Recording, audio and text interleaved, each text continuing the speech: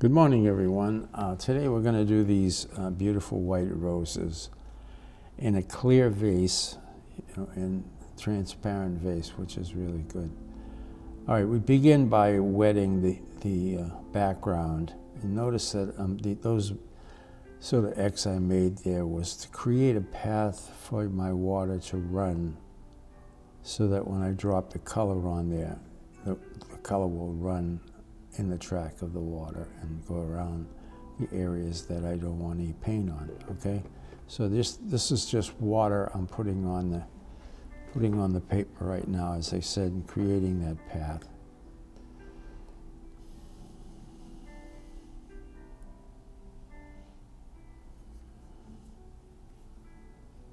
All right, I'm just going to use some raw sienna here as an underpainting for my background.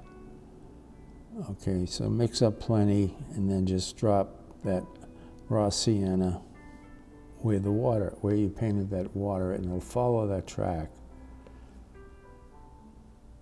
You know, sometimes it gets in where you don't want it to, so keep a towel in your hand ready to pat any areas that get color on them that you don't want. You can see I'm just painting around those roses.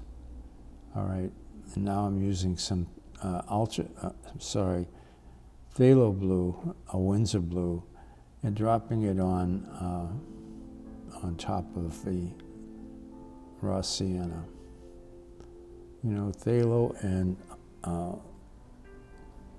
Windsor blue are the same. Okay, and this happens to be Windsor blue red shade, but you could use either one.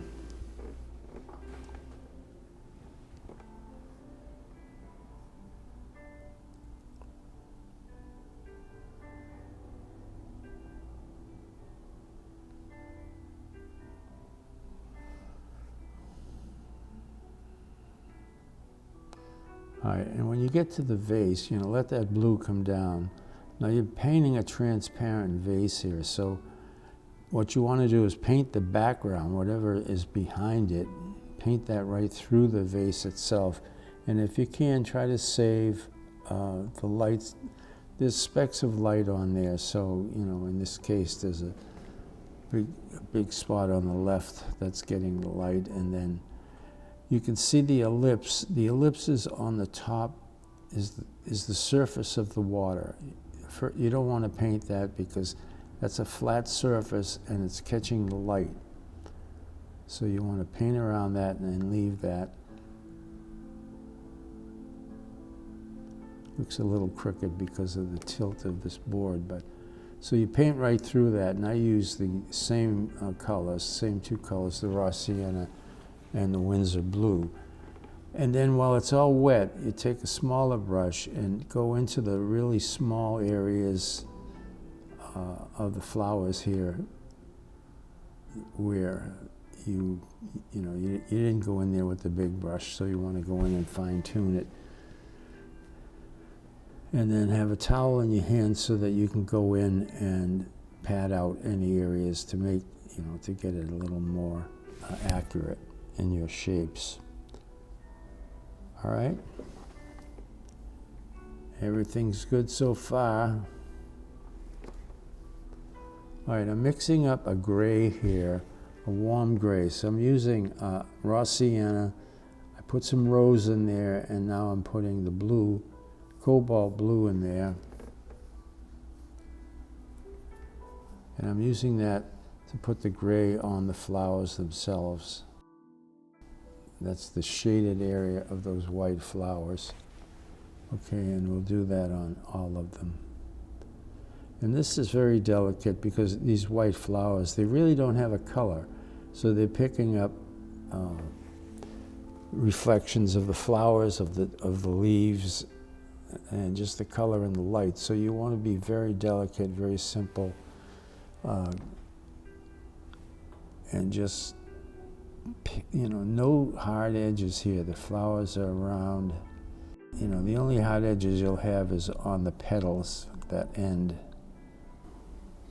Very sensitive. And in here I'm using a little bit of raw sienna in the center what I did there was put some yellow.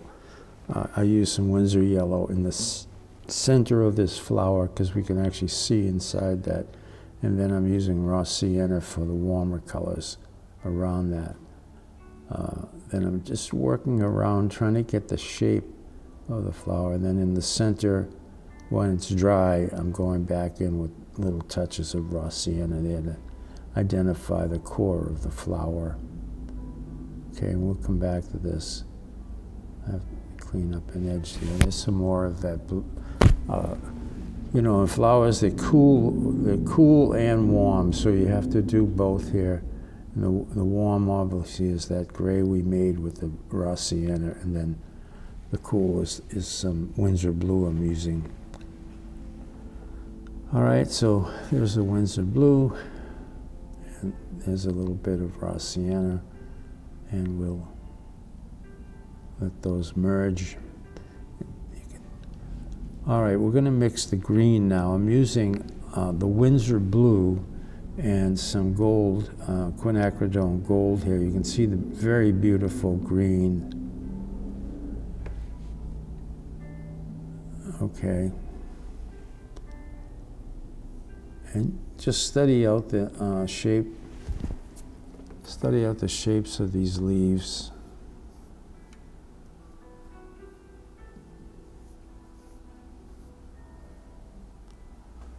Okay, I'll be quiet here. You can just watch. I'm just using a small brush here because there's a lot of small leaves up there, and there's some stems going through. You want to get that and just work your way through, work your way down, and use that. Now you're using those dark leaves to identify the flowers. So anytime you need, even if it's not in the photo, you know, if you need a leaf coming out here and there to give that flower an edge that you don't have, it really helps to identify it. So that's what I'm doing here, and working my way around and down towards the vase. Okay, nice stems. Got a big leaf hanging out here. Plenty of, you know, get a nice variety of color. We got the green, but also, you know, add some raw sienna here and there, and even some quin sienna, you know, nice and warm. You can see how dark these flowers are. I think what I did there was made a black in some areas to get that real dark in there. You know, that's ultramarine with quin sienna, and then I added some yellow to it to make it green, you know. All right, so I'm working my way down to the top of the vase, and some of these leaves are going, I want you to see that warm reflection there. So, you know, tap the dryness on your brush so you can pick up some extra, if there's extra color. All right, I'm putting the stems coming down into the vase now.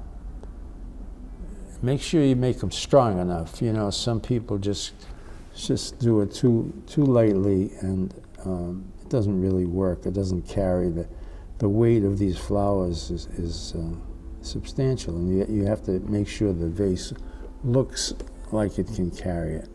All right, plenty in there. Now it goes in there, and now you have the refracted color here and light from the water. The stems of these flowers are coming in, but they're refracted because of the water, and it looks, they don't line up. So, you know, study out the photo and get an idea. It doesn't have to be perfect. None of this, you know, it all works. I'm using a little more raw sienna than I did up above because there's a lot of light coming in there, and then water tends to almost magnify it. All right, so you're just going up to the surface there. Notice that ellipse we made by painting the surface of that water is still there, and we don't want to break that line at all. Now I'm going in with a little dark color on the edge of those stems. All right.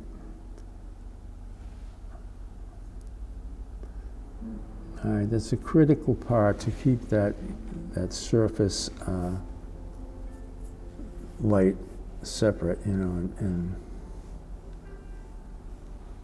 so I'm going in here with just a little bit of color, just barely touching that that ellipse, just a little bit.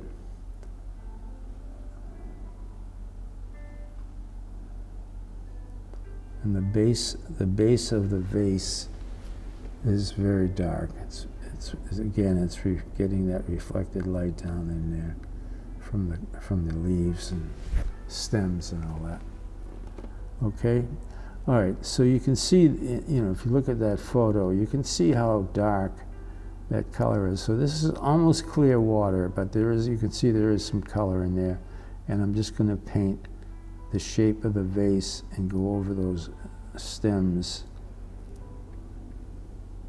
And look at it. If you see an area that, you know, is a little lighter, tap it with a towel or pick it up with a damp brush. But that gives you the whole shape. All right, putting a little bit of a shadow behind it of color. Now finally I'm spattering. It's all dry now, and I'm just, you see me do this 1,000 times. Just spattering the leaves, and they're dry, and then wiping it, leaving some light on there.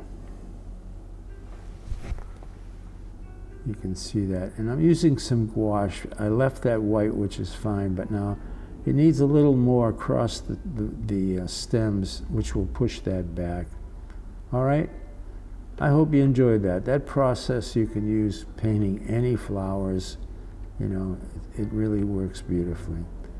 All right, thank you so much for joining me.